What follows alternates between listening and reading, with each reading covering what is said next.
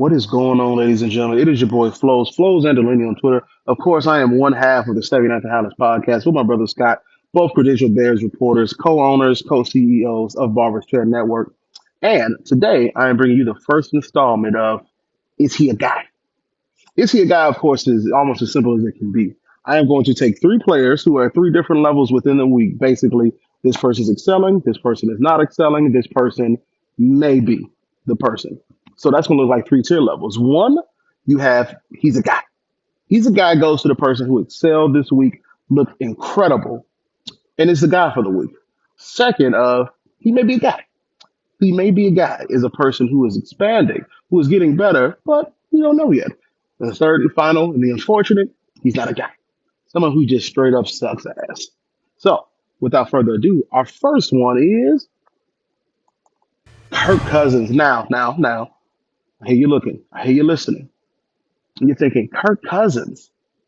But we can't deny what the man did this week. If you saw my QB rankings, you will see Kirk Cousins is first on there because I literally have to just look at his stats right now just to remind you of how well he did. He had a 71% completion rate.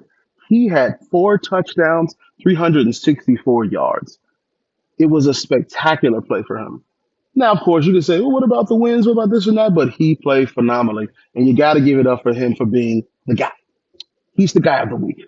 The second one, well, he may be a guy, goes to Anthony Richardson of the Colts now. If you follow me on Twitter, you know I have been a little pessimistic about Anthony Richardson and what he can do.